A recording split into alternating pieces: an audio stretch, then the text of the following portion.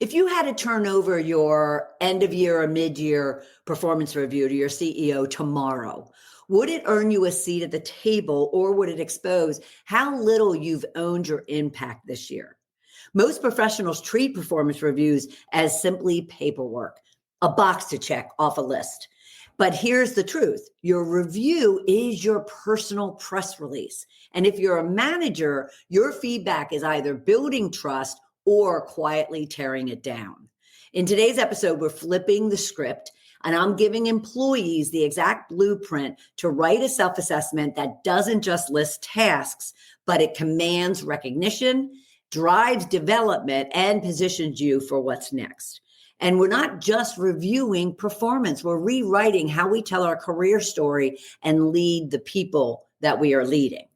And for leaders, I'll walk you through how to craft feedback that's not generic, vague, or sugar-coated, but meaningful, motivating, and aligned with real growth. This isn't just about reviews. It's about how you show up, lead up, and level up. So let's dive in. Welcome to Shedding the Corporate Bitch, the podcast that transforms today's managers into tomorrow's powerhouse leaders. Your host, Bernadette Boas, executive coach and author, brings you into a world where the corporate grind meets personal growth and success in each and every episode. With more than 25 years in corporate trenches, Bernadette's own journey from being dismissed as a tyrant boss to becoming a sought-after leadership coach and speaker illustrates the very essence of transformation that she now inspires in others with her tips, strategies, and stories. So, if you're ready to shed the bitches of fear and insecurity, ditch the imposter syndrome, and step into the role of the powerhouse leader you were born to be, this podcast is for you. Let's do this. At least once a year, I like to have this conversation regarding performance reviews in order to ensure that you are all honoring the riches that are your contributions, your impact, and even your areas for development that you're bringing to the table each and every day, whether you are the employee or the manager. And this particular conversation I want to have is really not about either giving or receiving performance reviews. We've done that before, and I'll probably continue talking about it because it's that important. However, what I wanted to do in this particular conversation is really talk about how to write your performance review and or the manager write a performance review feedback in order for it to have real impact, in order for it to showcase exactly what you've accomplished. At the same time, what areas of development that you want to be focused on and the support that you need in order to advance and grow and really be a high value, high potential contributing team member, both to the team and to the business. The first thing I want you to be thinking about when it comes to writing your performance reviews, as I mentioned at the beginning, it is not just this paperwork task that needs to get done. It's not just a check in a box that, yes, you've finished it. And leaders, I'm really talking to you as well, because far too often when we get into the end of year, mid-year, and say you have a number of employees on your team, it can be exhausting, it can be overwhelming, it can be very time consuming to really put the time and the effort into a valuable performance review or feedback. And yet it's absolutely critical because it is the blueprint. It should become the career path plan for your employee that they can then take and really work toward. So the first thing I really want everyone to be reframing around performance reviews is that it's just not documenting your tasks. It really is influencing the perception others have of you in the work that you're doing, whether that is the strengths and the expertise and the skill that you're bringing, the talent that you're bringing, but also the gaps, the blind spots, the areas that need focus, development, and even support on. And then at the same time, it's also influencing future opportunities, whether that's today, 6 months from now, or 3 years from now.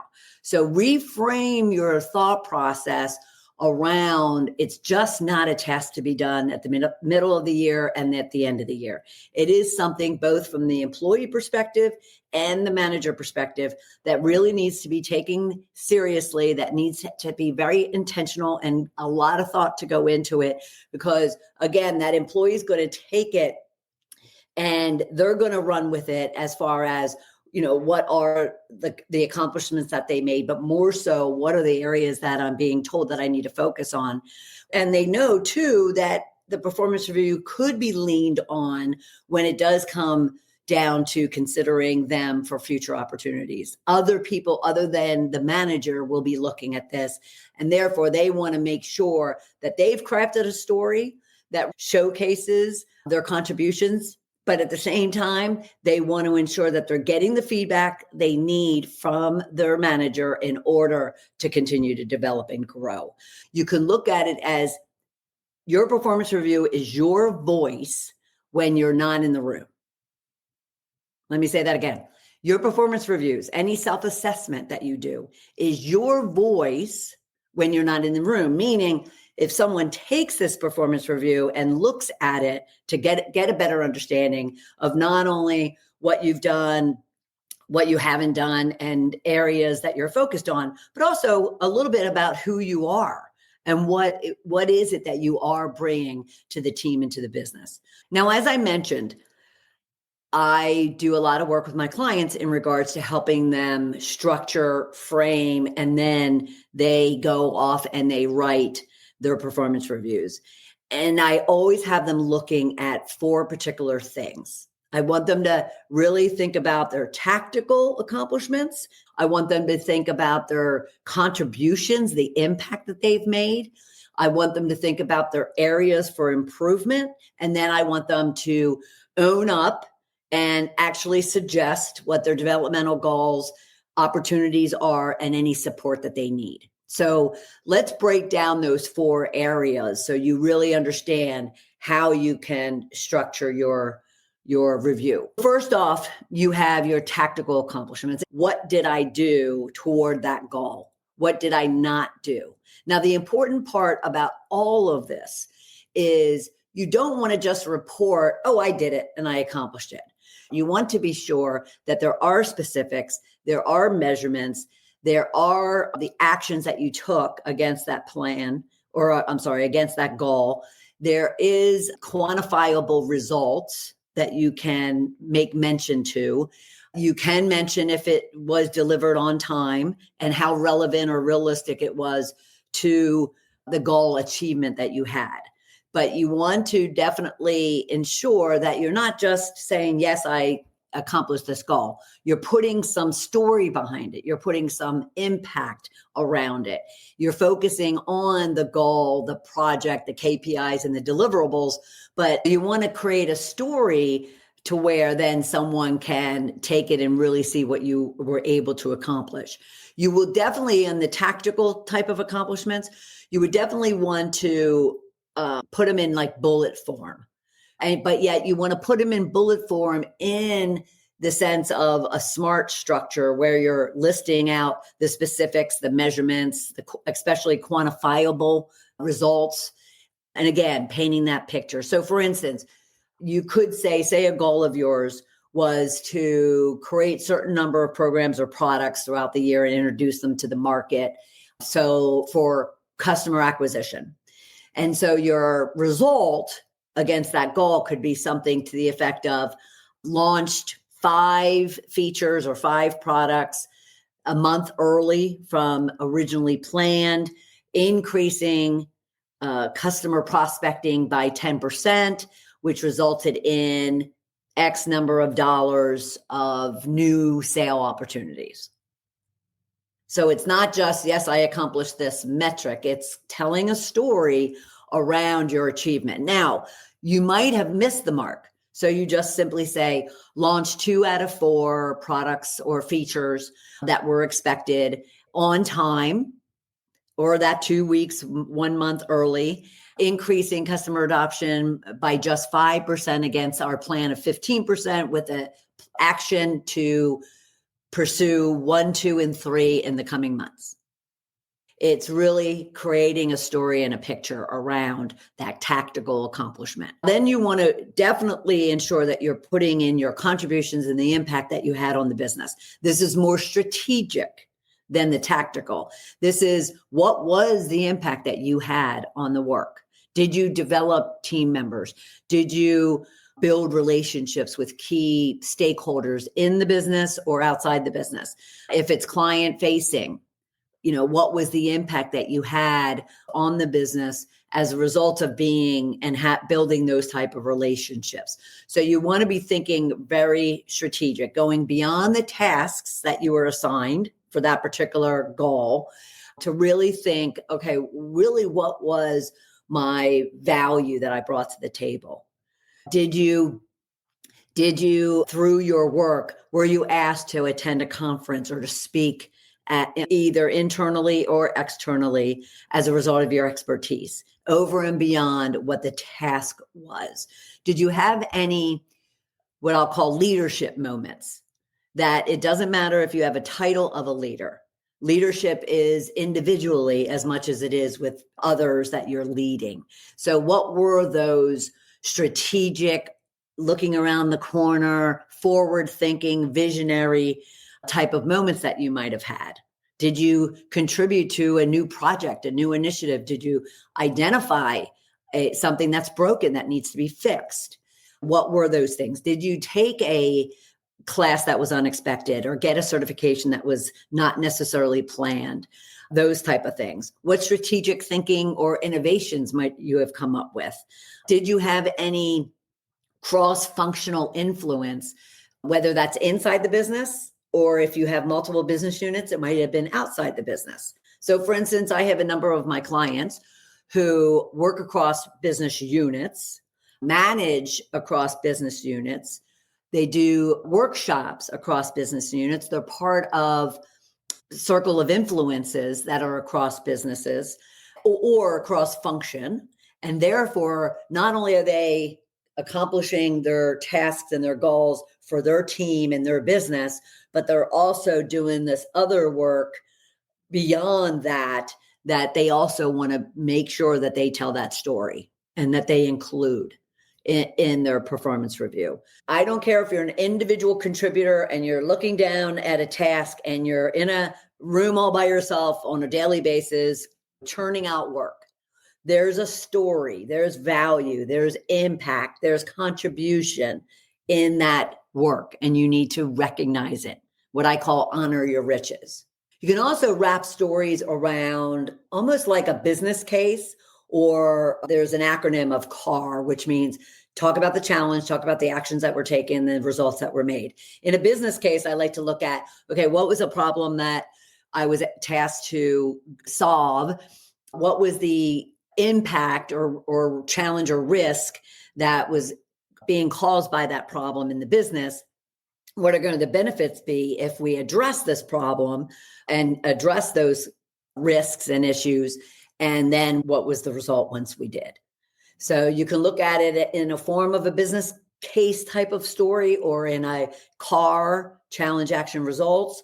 But whatever you do, you want to paint that picture and give yourself credit where credit is due when it comes to impact. Let's talk areas of improvement. That's the third section. You have the tactical, the strategic or the powerful contributions, and areas for improvement. We all have them. I don't care who you are. We all have areas that we need to improve on. And if you don't know what those are, you ask for feedback. You do self-assessments, of which then you bounce up against other people's assessments of you. You can call them a 360 assessment to really understand your competencies, gaps, blind spots, strengths, weaknesses. And therefore, then that way you can craft yourself a story and or an action plan is even more important to address those issues. We all have areas for improvement. If we're not learning and growing, we might as well be dead. So really think through, reframe any thought processes about weaknesses, failures, missteps. Look at them as growth. That's what they're all about, is growth. And if you're not making mistakes, and if you're not failing, and if you're not screwing up in some way, shape, or form, then you're in the wrong job, you're in the wrong business, because that's the only way you're going to grow. So really think about them. And then you say something like, one area I'm working to develop is X, Y, and Z. Forward thinking. It's almost like you want to level up. You want to fill the gaps between where you are now, where you want to go. And these are the areas that I'm working on. And then lastly are your developmental goals based on what you now recognize as your tactical, your strategic, and your areas for improvement. What are those things that you want to learn, you want to take on next, you want to lead, you want to get support with, so forth and so on. You want to point out what are the developmental goals or opportunities and support that you'd be looking for from your manager, from your team, from the business as a whole. And you kind of outline that as well. You can request stretch assignments. You can ask to have mentoring or coaching, or you want a sponsor or an advocate, whatever the request might be. Put it there, put it out there, let them know. Verbalizing it is fine, don't get me wrong, but you really want it on paper as well, as far as what are the things you feel you need, and these are my requests, and I pass them on to the powers to be. Really spell it out, because again, this is your press release. This is your opportunity to put your voice out there and to advocate for yourself. Now, one aspect I want to cover before we move on from this section of how to structure your performance review: the tactical, the strategic, the areas for improvement, and the developmental goals and requests. The last thing I want you to really be thinking about is the words you use, the tone that you use them, the clarity and the assertion you make in your words and in your tones are very important. You don't want to be defensive. You don't want to be demanding. You want to be confident. You want to be assertive. You want to be clear. You want to be specific. You want to be results oriented, because that's what leaders are looking for in their high potentials, is results, but not results like check, check, check, check, check, check, check. They can get anybody to do that. If you want to advance, if you want to grow, if you want to reach that goal that you have for yourself, it needs to be powerful, strategic, it needs to be high impact, and it needs to be results driven. I want to switch gears to the managers, the leaders out there. This part's for you. But please pay attention to the employee part too, because then you can be coaching and helping them actually structure and format and craft their story and craft their overall performance review that will not only benefit them, but the best reflection of a strong leader is helping your people to rise up. And therefore, it's also a win-win for you. The first one is, we talked earlier about reframing. Performance review is just not a report. It's not a few sentences. It's not a scale. Did I achieve or did I not achieve? Was my employee satisfactory or exceptional or below average? It's not just reporting on one simple metric. It is your leadership moment. It is your responsibility. It is your time to develop, coach, inspire, and motivate. Not only in the verbal that you're going to have when you sit down, but the taking of the time, being intentional, being thoughtful, being attentive to what is it this individual needs to be motivated, to be inspired, to want to continue learning and growing. And because I need them to accomplish some, very challenging tasks, projects, initiatives. We're going through a lot of change. So I need them to be leaning in with me as opposed to kind of wanting to run for cover, because it's just not a good environment, not a good culture. So this is your leadership moment to ensure that they get the information that they need, the feedback and the support that they need in order to be the best individual that they can be. All right. Keep in mind, your words and your words written and words verbal are going to shape your employee's mindset. They're going to shape the narrative that they run through their head 24/7. It's going to shape how much confidence or little confidence that they have in themselves and how worthy they feel, how important and valued they feel, and how willing they are to go the extra mile in order to make themselves successful, but even more so you. So please just reframe any idea of performance reviews that you've had. They're exhausting, they're time consuming, they're difficult and uncomfortable to write. This is your opportunity and your moment to really ensure that they get what they need in order to be the best that they can be. So I want to give you a structure and a format as far as how you can go about writing the review, not giving the review. We've talked about that multiple times in the past, but this is your chance to really let your leadership shine. The first thing that I want you to be considering is you want to affirm the wins that they've had. You want to ensure that you're looking it over again, not to just make sure, okay, task 1, check, task 2, check, task 3, check, but more so, all right, task 1, what is that story that they're telling? What is that narrative that they're sharing with you around the tactical accomplishments, the strategic, powerful contributions, the areas for improvement, the opportunities that they're stating that they want from you? And is there anything more of wins from your perspective that you can then share and add more color to the story that they've provided? So do you have key accomplishments or highlights, observations, feedback that you've noted? And you want to provide a lot of specifics. What are the observations? Who were the people involved?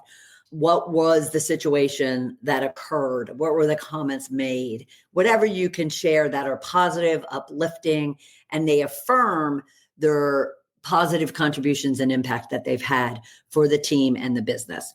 And you want to use language such as your initiative, your leadership in taking on this particular project, name it, was very impressive.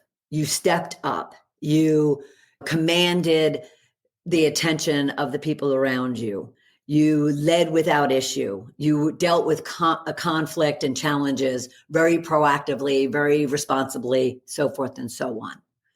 Get as specific as possible, but you always want to start on a high note before you were to get into anything else. Then, of course, on the high notes comes, what are those areas that you still find opportunities for the individual to learn and grow? What were the gaps between what they were tasked to do, and tasked not tactically, but overall, what were the goals that they were given, and were there gaps, were there misses, were there missteps that were made? And therefore, be very direct, be very forthright, be very clear and detailed and specifics about those things, while at the same time, again, you're looking to build them up, even if it is hard feedback. Then always, where there are strengths and contributions and successes, there's areas for improvement, there's areas for growth, there's areas for focus on development. And therefore, what you want to continue doing is affirming, is motivating, is inspiring, is building up, even when there are struggles or there are deficits in performance that you need addressed. And so you really want to look at using behavioral language as opposed to being very vague and very generic in the feedback that you're providing. So for instance, I can't tell you how many times one of my clients will be told, I need you to be more strategic. They'll come back and they'll be like, okay, so what exactly does that mean? What does it mean to be strategic or forward thinking? It sounds like one would understand, but at the same time, they feel that they already are. And the examples that they've expressed to this individual or even to me expresses that they are behaving in that way, but that's not what's in the mind of the manager. And so the manager, I'm speaking to you then need to clear that up front to where they don't walk away from their performance review and question anything that you're telling them. So make sure it's getting into very specifics around what does that mean. So instead of saying, I need you to be more strategic, you might say, you tend to jump into executing and the tactical before aligning or without even aligning to more of the broader strategy or what we need to do going forward. And therefore you're getting lost in the minutia. So let's work on ensuring that you're aligning your plan to the actual leadership and execution of the plan with the team. Now, mind you, I didn't say your tactical execution. It's more so let's align your planning with what it is that the team needs to do. Because a lot of managers or leads on projects, they tend to be doobies.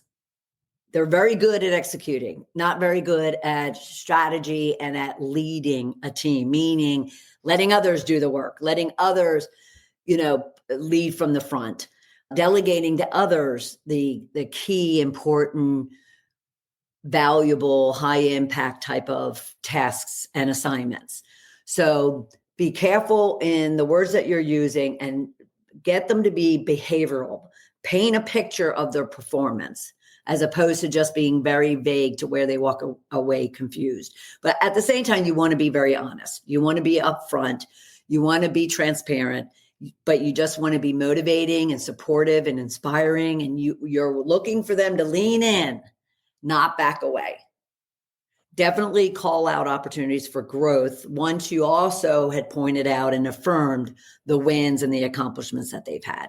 The third one would be you want to help connect the dots between the feedback that was provided, both the successes or the wins, as well as the areas for improvement, to the impact to the business or to the team. So you want to continue encouraging and continue building up, continuing to motivate, even with the areas of development or opportunity, while at the same time pointing out the impact that their performance, their contribution, their behavior, their results had on the goals for the team and the business. So the wins, well, you did such a great job. We were able to X, Y, and Z. We were able to exceed 1, 2, and 3, as opposed to you continuing to execute and do as opposed to plan and lead. Well, that is hurting the team as far as really ensuring that they have the leadership, they have the guidance, they have the clarity, they have the expectation setting that they need so they know what it is that they need to do, when they need to do it, and what support or who has their back if they run into any challenges. So I really need you to take on this leadership role in the capacity of leading them as opposed to executing in the detail and in the minutia that you currently are. You want to tie the feedback to the impact that they're having to the overall goals of the team and the business, while you're motivating and inspiring them. The goal here is to really help them appreciate what it is that they're bringing to the team each and every day, contribution they're making for you, with you and the team, and make them feel valued, make them feel worthy, make them feel important and a critical part of the team and the business. And that way, when there are trying times, when there are difficult times, when there are, hard decisions to be made, they'll be there for you. They'll be loyal. They'll have your back as much as you'll have their back. They'll have a high level of trust toward you, and they'll feel really good about themselves as far as what it is that they need to do in order to help the team accomplish their goals. So it's a win-win for everyone. Lastly, what you want to include here is you have your wins or successes, you have the areas for improvement or opportunities for growth, you have the tying back of the feedback to the results or to the impact to the team. And then you want to wrap that up with, all right, so here is my recommendations of development areas for you to be focused on, plans that need to be put into place, any type of, resources, mentoring, coaching, assessment, feedback timelines that you want to put in place in order to support this individual. You want to lay out what it is that you want them focused on, but also what support and what guidance will you provide them. And if it's not you, then is it training, certifications? Is it programs within the business or even externally? And while at the same time, you also want to engage them in a dialogue, a conversation around, so what do you want to do next? What support do you need? Where can I support you that might not be outlined in this context? So you also want to really kind of keep the dialogue and the conversation going and making it a collaboration toward not only their wins and successes and contributions, but also their areas for improvement, their development plan, and their overall growth. A couple last tips to the managers out there. This isn't a copy and paste. This isn't something that you just have standard language that you use for all of your employees. And I appreciate anybody would if you have a large team. That means is you just need to really plan it proactively, schedule it, and even schedule the time that you're going to sit down and focus on writing these performance reviews, this feedback, and then presenting it to them. You just need to be intentional. It needs to be a priority to you. And as a leader, it should be your number one priority. You also want to ensure that you're personalizing it to that individual. You're adding story and context and detail that is specific to them, not generic to just any employee. You want to make them feel as if you've recognized them, that you've seen them, that you've experienced them in their role and responsibility. While at the same time, you want to be thinking long-term for them and with them. So, these accomplishments, these wins, these areas for improvement, how are they going to foster the growth that you need out of them for what's coming down the road? And add that type of context as well.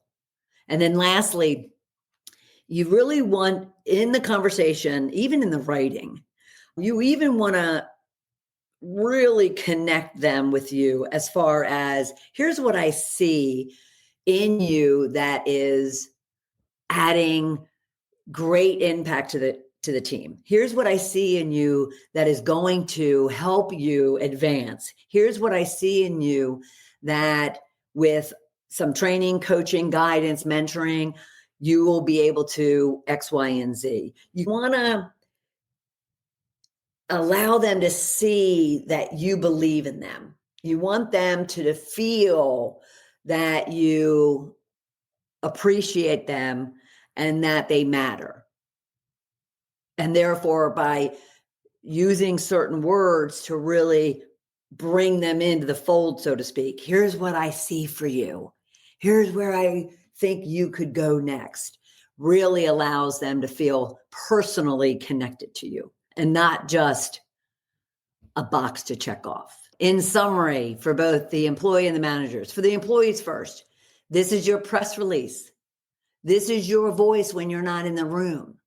This is your personal narrative, the story that you can tell about your career that will dictate what comes next. So take it very seriously, put time into it, get the support and the help that you need in order to craft that story, and recognize those 4 areas we talked about that should be included in your review all the time. And for the managers, remember, this is your leadership moment. This is your moment to shine and to really ensure that you are leaving a legacy by helping your team members to rise up. There's nothing better than to seeing other people succeed. And so what I would ask all of you to do is, for the employees, set up 90 minutes, even then over the next few weeks, because reviews are coming, and really just reflect and capture, even initially, what are those areas that we talked about? What are those successes and accomplishments? What are those areas for improvement? What are those areas for development? What are those riches that you should be honoring about yourself? And what was the impact that you had for the team? And managers, start reflecting on each individual employee or team member that you have, and take time to make note of specifics for each one.